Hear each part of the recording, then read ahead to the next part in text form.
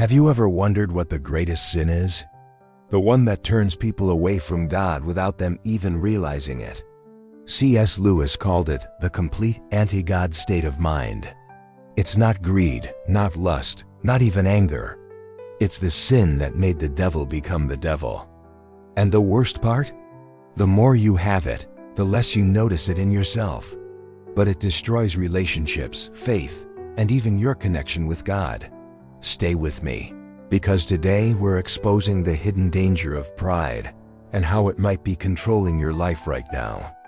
Pride is a word we often hear, but rarely do we see it as a real danger.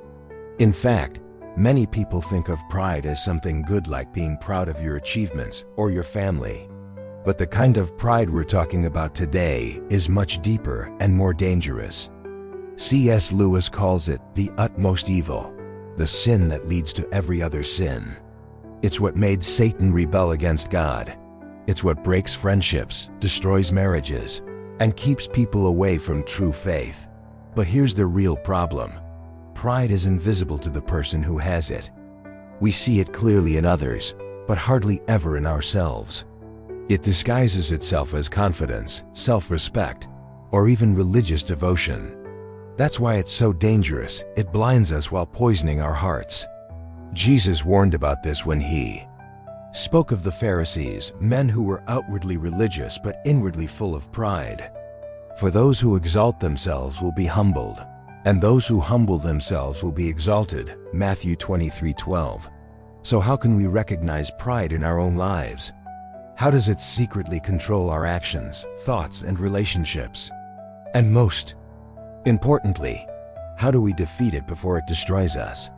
Stay with me as we uncover the truth about this deadly sin and the life-changing power of humility. Pride is not just a flaw, it is a force that shapes our entire perception of the world. Have you ever felt irritated when someone else received more attention than you? Or found yourself secretly hoping to be the best, the most admired, or the most successful? That's pride at work. C.S. Lewis explains that pride is always competitive. It's not about being rich, but about being richer than others. Not about being intelligent, but about being the most intelligent. The pleasure of pride comes from being above the rest. This is why pride never allows contentment. A proud person is always looking for the next victory, the next moment of superiority. And when someone else succeeds, pride turns into jealousy, resentment, or even hatred. Proverbs 16:18 warns us, "Pride goes before destruction, a haughty spirit before a fall." History proves this over and over. Nations fall, friendships break, and lives are ruined, all because of unchecked pride. But here's the most terrifying part. The more pride we have, the more we hate it in others. Have you ever noticed how arrogance in someone else is easy to spot, but almost impossible to admit in ourselves? That's the trap. Pride makes us judge others while remaining blind to our own faults. Jesus described this perfectly when he said, "Why do you look at the speck of sawdust in your brother's eye and pay no attention to the plank in your own eye?" Matthew 7:3. So how do we escape this endless cycle? The first step is brutal honesty. We must ask ourselves, do I measure my worth by how much better I am than others? Do I secretly enjoy seeing people fail? Recognizing pride in our own hearts is painful, but it's the only way to break free from its grip. Pride is more than just competition. It is a barrier between us and God. A proud heart cannot truly seek Him because pride demands control. It whispers, "I don't need help. I can handle this on my own." But the truth is, the moment we believe we are self-sufficient, we close the door to God's presence in our lives. This is why C.S. Lewis calls pride the complete anti-God state of mind. It pushes us away from humility, the very thing that allows us to see God for who He truly is. Think about the Pharisees in Jesus' time. They were deeply religious, knew the scriptures, and followed every rule. Yet Jesus rebuked them more than anyone else. Why?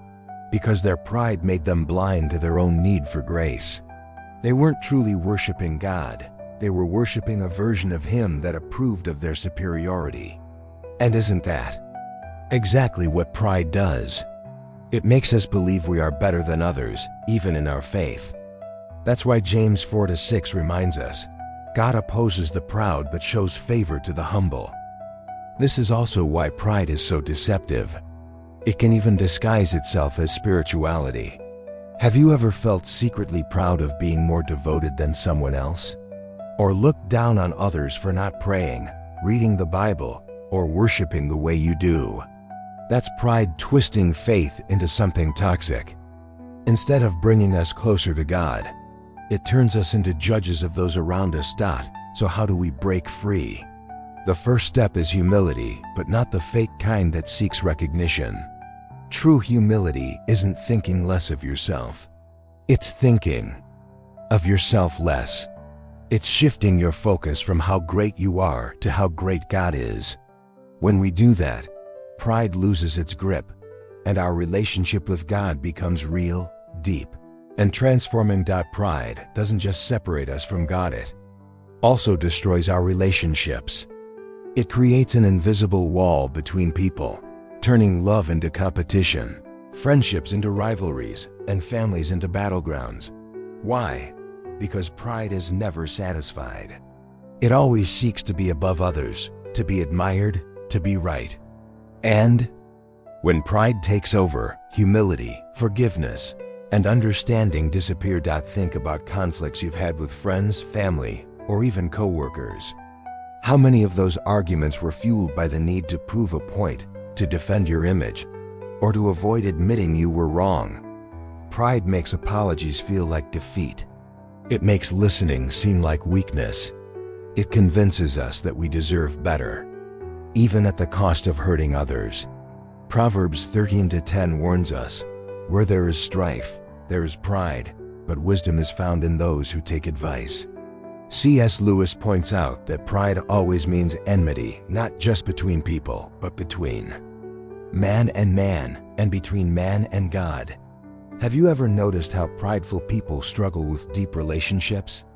They might appear confident, but inside, they are lonely. That's because pride isolates, it pushes people away. No one wants to be around someone who always needs to be right, always needs to be admired, always looks down on others. But here's the good news. Humility heals relationships.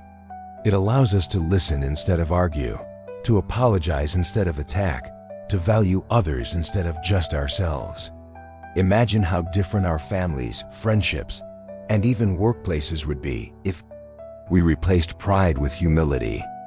Paul reminds us in Philippians 2-3, do nothing out of selfish ambition or vain conceit.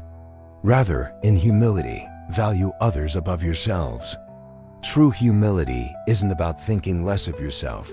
It's about choosing love over ego. Pride is dangerous because it hides in plain sight. Unlike other sins like greed, anger, or lust, pride often disguises itself as strength, ambition, or even righteousness. It tells us we are just being confident, just standing up for ourselves, just pursuing excellence.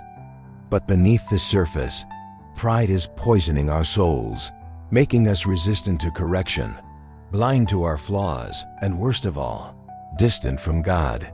C.S. Lewis describes pride as a spiritual cancer, a disease that eats up the very possibility of love or contentment, or even common sense. Have you ever felt restless, constantly comparing yourself to others, always needing approval? That's pride at work. It convinces us that our worth comes from being better, rather than being loved by God. But Isaiah 2:12 warns us, the Lord Almighty has a day in store for all the proud and lofty, for all that is exalted, and they will be humbled.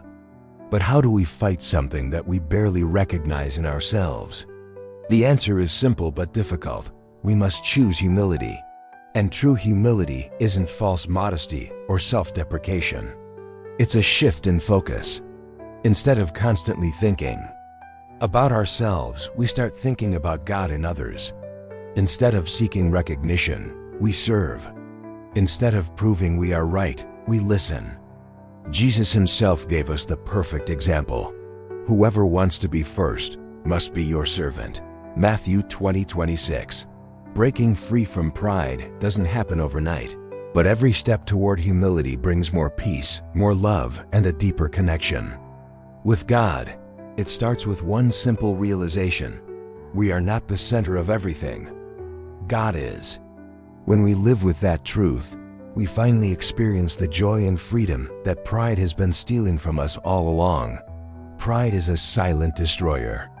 It blinds us to our faults, poisons our relationships, and keeps us from experiencing the fullness of God's love. The most dangerous thing about pride is that the more we have it, the less we recognize it. That's why C.S. Lewis calls it the complete anti-God state of mind. It is the sin that made the devil fall, and it's the sin that keeps so many people trapped in a cycle of comparison, insecurity, and discontentment. But there is hope. Humility is the cure. And humility is not about thinking less of ourselves. It's about thinking of ourselves less. It's about shifting our focus away from proving our worth and instead finding our worth in God. James 4:10 reminds us, humble yourselves before the Lord, and He will lift you up.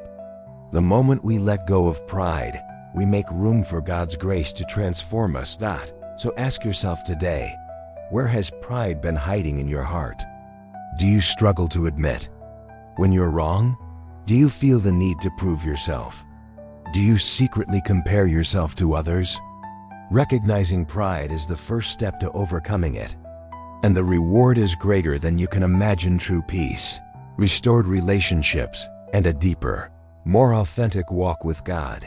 If this message spoke to you, leave a comment below and let me know how pride has impacted your life.